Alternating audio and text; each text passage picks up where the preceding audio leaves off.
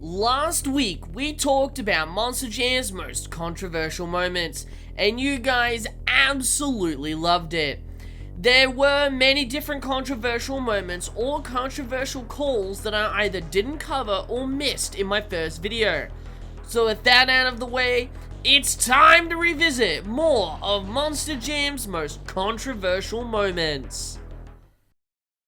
The 2009 season, for not just Monster Jam, but the industry as a whole, is a strange and sometimes unsettling one. Monster Jam had ramped up its competition and especially its tracks to an 11, which caused drivers to go bigger for the fans in attendance. Now, I do want to say the incidents revolving around the Tacoma incident and the incidents that followed will not be covered in depth in this video due to the unsettling nature around them. But just know that these tragic events kind of set the tone of uncertainty around the safety of monster trucks.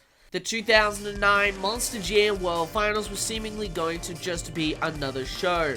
But 3 big crashes were cut from televised broadcasts on Speed TV and home video releases due to the controversies. They all had one thing in common. All of the trucks either landed or flipped in, near or on the topped off stands, done specifically for that reason and are designed as a last resort. However, these were still close calls, and due to the other previously mentioned incidents occurring at non-televised events, this led Monster Jam to remove them from broadcasts and home video releases. The Captain's Curse crash being the most notable, as the truck violently tumbled into the stands, and from other angles, you can just see how close it was from becoming a tragic accident. Thankfully, no one was seriously hurt or seriously injured, and the crashes would end up being shown on European airings, as the controversy was mainly revolved around the USA. Unsurprisingly, Monster Jam has made more controversial calls outside of the World Finals.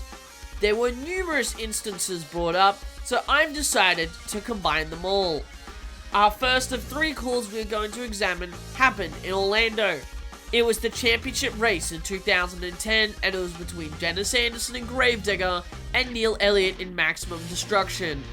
Anderson and Elliott had already squared off in round 1, however Elliott had came back as the fast loser before advancing all the way to the championship race. Both drivers were ready to go, however, this happened. Digger, Max D going for green. Oh, Dennis jumped the start. Dennis jumped the start. From a glance, you would assume Anderson jumped the start, but if you zoom into the lights, you can see it briefly flickered off and then back on before going green. Anderson must have seen this, as he would come to a dead stop after realizing that the light had flickered. Unbeknownst to Elliott, after being told by the officials to rerun the race, was absolutely furious after he basically dumped the truck on the final lap. And after the race, he would go on to say the following. He goes out there, he jumps the line, and we're running races back to back. My truck's hot, he jumps, I got to restart. The truck's even hotter yet, and he says the light flickered. Who knows? They're all hooked to the same switch. I don't know why his flickers and mine don't, but... While pretty upset, the light flickering was not Anderson's fault, and to be honest, the lights malfunctioning happens somewhat irregularly still to this very day. Our next moment also occurred in Orlando, and it's one that many expected to be present in this video. So here's the story. In 2003, the championship race in Orlando would see Randy Brown and Gravedigger take on Scott Hartsock and Gunslinger. The race was insanely close, and for the officials in attendance, they had no idea who was the victor. Ultimately, it would be Randy Brown and Gravedigger who was declared the winner, despite numerous people believing it was Hartsock that won. Apparently, there was another camera that captured just the finish line, but this was never confirmed, nor has it been seen publicly. And with this event being part of the lost 2003 season, footage from this event, other than what exists currently on YouTube and home video releases, will probably never be publicly seen. It is unclear what kind of timing system they were using for a long time, and if they were using it to call their races or not, but it wasn't until recent years that they would be used for all races. It was obviously used for qualifying during these shows, as that's how they found out the qualifying times, but outside of that, it's really hard to tell what they use to call difficult races such as this one. Our final controversial call happened even further back, in Nashville of 1999. We are actually going to interrupt this part of the video to ask you fans sitting in at home, who do you think won this race? Was it A, Gary Porter? Was it B, Gary Porter? Or was it C, Gary Porter? Well, if you answered any of the above answers, it should be obvious. The correct answer is none of them?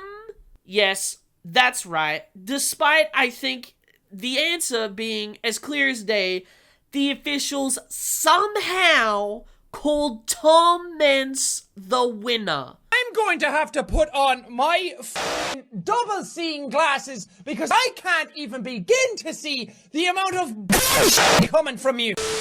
They probably didn't even bother interviewing Gary Porter, as he was probably enraged that he had been screwed over that hard. It is entirely likely that this was done to set up and further push the narrative of the rivalry between Tom Meents and Dennis Anderson. However, this is purely speculation. But I wanted to focus on more than just controversial calls, and more so on some of the other stuff mentioned later in the video. For most of the lifespan for the officially numbered World Finals, it's always been tradition to follow suit with previous years. When new things have been added or taken away, some people have scrutinized the event and shown their dissatisfaction with it. But none have been more scrutinized or heavily criticized as much as the changing of location of the event, which honestly isn't even Monster Jam's fault. The Oakland Raiders football team would go on to move from Oakland, California to Las Vegas, Nevada around 2017. At that time, Las Vegas didn't really have any big stadiums in that area, all except Sam Boyd Stadium. Football teams nowadays are always demanding bigger, prettier, expensive, top-of-the-line stadiums for them to play in. And I think they saw Sam Boyd Stadium as an old, meaningless stadium that ultimately had no worth to them. That was until they built Allegiant Stadium, which to this day, Monster Jam has not approached them about hosting any event there. But that's besides the point. With the state of the stadium up in the air, Monster Jam decided to move their prestigious event out of Vegas. So after 2018's event, World Finals would be on a rotational schedule, meaning it would be traveling from city to city in the coming years. They would still continue hosting shows at Sam Boyd Stadium post 2018, with the regular stadium show for the first time in the venue's history in 2019, and that same year they would host currently the first and only All-Star Challenge. 2020 was going to be the very last time Monster Jam ever competed in the stadium, but due to the pandemic, the event was cancelled. With UNLV, or the University of Nevada, Las Vegas, still even in 2022, undecided with the future of the Sam Boyd Stadium, it is very likely that Monster Jam will never return to Sam Boyd Stadium. Now, despite this, the original perception of the World Finals being moved might have been negative. Monster Jam have and continues to find new success bringing their prestigious live event to new cities, with Nashville getting to host the event this upcoming year, and Orlando being the host for the last two World Finalses. Fans will still long for a World Finals in Vegas and preferably at Sam Boyd Stadium, but as for the reasons that I mentioned above, this will probably never happen.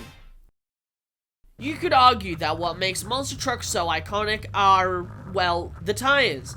The huge and massive bits of rubber that allow these 12,000 pound beasts to tear up the track across the globe.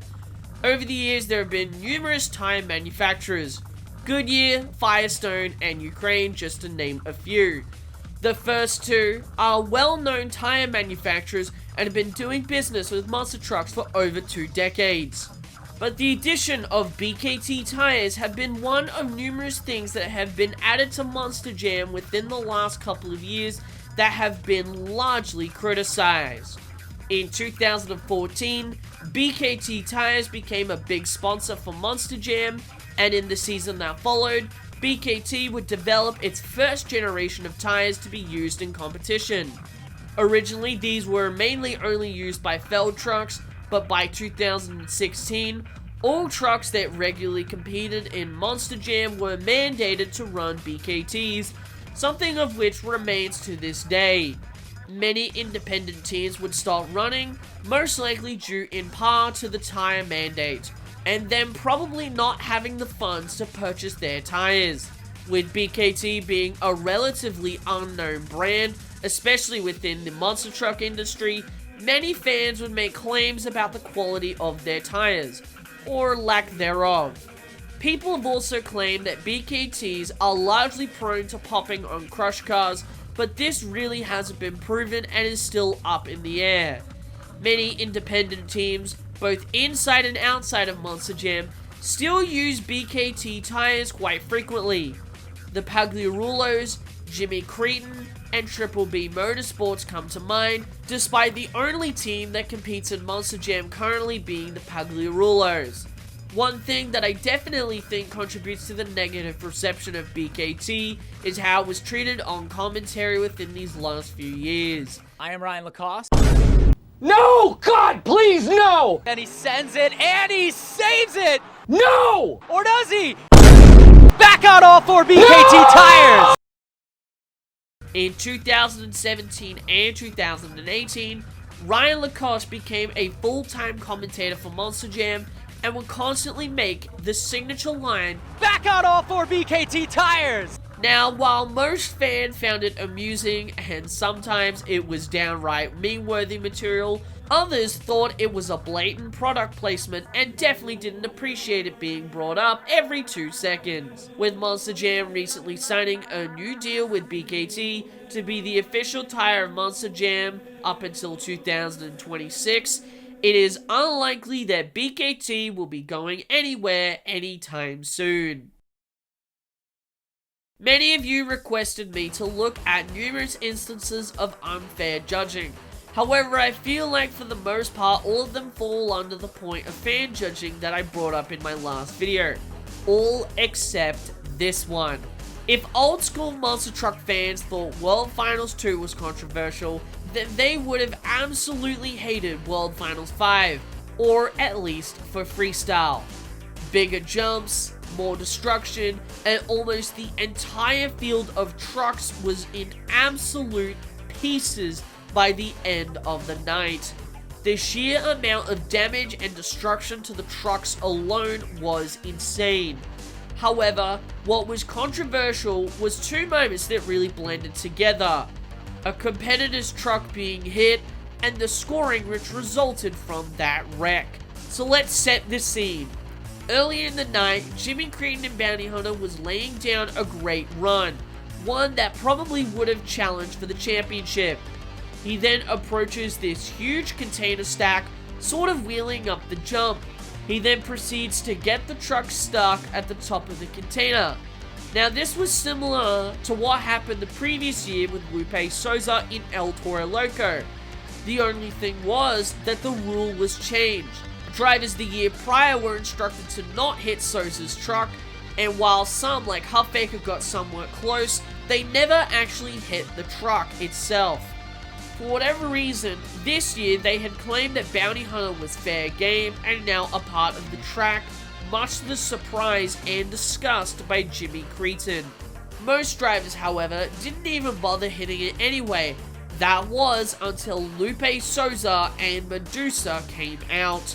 Kind of ironic, the driver whose truck was not allowed to be hit the previous year was about to go for the truck that was stuck this year, that he was allowed to hit. Souza, however, only narrowly missed Cretin's truck before landing hard on the axle and crashing. This run would end up scoring higher than Cretin, who was the leader at the time. And to add insult to injury, or in this case, injury to insult, Medusa would actually drive into, hit, and then proceed to knock off Bounty Hunter off the stack, probably damaging the truck before then shortly tying for the lead. These two runs, along with Tormented Maximum Destruction, would become the first and only co-world champions in Monster Jam's history, as Monster Jam had not introduced a tiebreaker system at that time. Many believe that the only strong and championship-worthy moments of Souza and Medusa's run involved Creedon's truck, and if it was not at his expense, those runs would have most definitely not taken the win. And well, that's all we have for today. Thank you everyone so much for watching, and I'll see you all soon with some more Monster Truck content.